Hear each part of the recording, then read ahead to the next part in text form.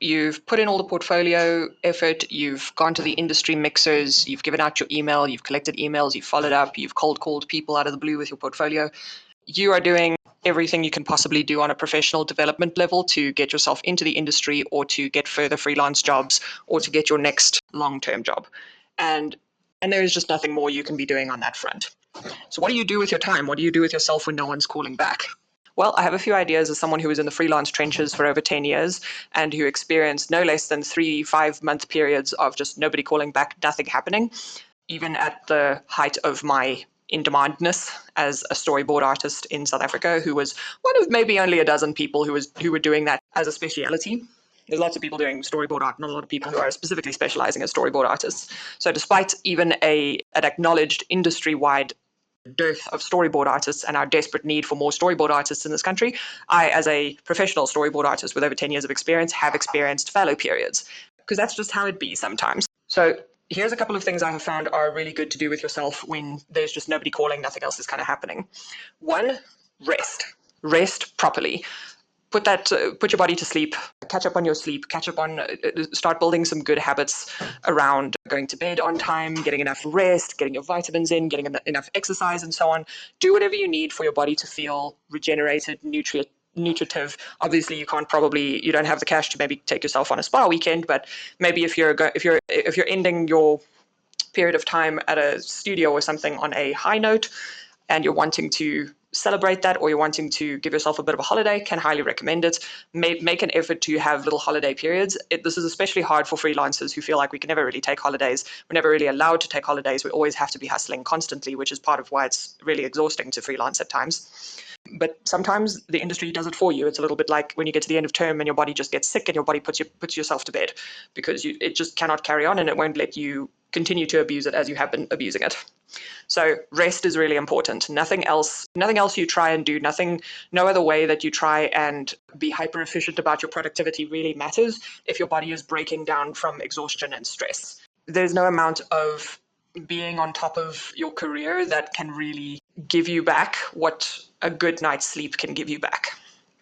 Secondly, feed some creative relationships. Reconnect with your friends, reconnect with your community. If it's been a while since you've caught up with people who, you had big dreams together and you were going to take over the animation world, you were going to take over the creative world or something, you were going to make a project together, you were going to start a podcast together, you were going to start something together. Get hold of those people. Feed those relationships, not just because you might need something from them someday. Don't feed them in kind of a transactional way.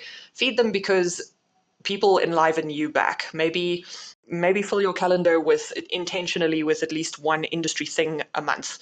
Go to an Avijosi, go to a CTIAF, go to your convention of choice, just to be around your people again and get your ear to the ground and feel a little bit more connected to what's happening in the industry and a little less isolated than you feel just sitting at home feeling like everyone in the world has forgotten you exist, especially your potential clients and potential employers. Number 3, maybe biggest of all, but certainly not more important than steps 1 and 2, is personal projects. Have something that you're doing in the background, even if it's not a personal project, even if it's more like a skill you've been planning to learn, or something you've been meaning to brush up on, or a book you've been planning to read. Have something personal and nutritive that you go back to that reminds you of why you're doing what you're doing, that grounds you, that kind of it sort of purifies all that gunk out of your mind and out of your brain around having to be hyper productive all the time and just reconnecting to the pure love of creating. Have something like that. Yes, it can be good for your career. Yes, it can be great for your practice. Yes, it can be great for your portfolio. But all of that is secondary to keeping you interested in and in love with the work that you have chosen to do. As an optional extra, maybe take that personal project and show the process of it online.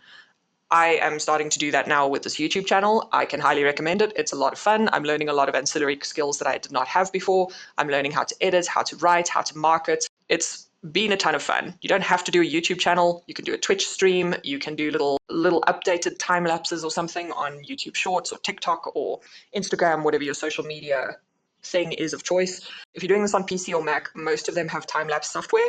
You can always download OBS and learn how to use that, but maybe find a way to share your process with the world. Again, not because portfolio development is the goal so much, but because it teaches you a bunch of other stuff, and it teaches you to value your voice, and it teaches you to refine your presentation of yourself over time. And most importantly, it teaches you that you don't have to have a pristine and finished project or finished short film in order for you to have something to show the world. In other words, be a little more unhinged online, which was a very good piece of advice I got from a friend recently. Eschew the idea that you have to be perfectly polished and turned out with not a hair out of place. Go a little crazy online. Put some stuff out there that's just raw and you, and it's how you react to the world and feel about the world.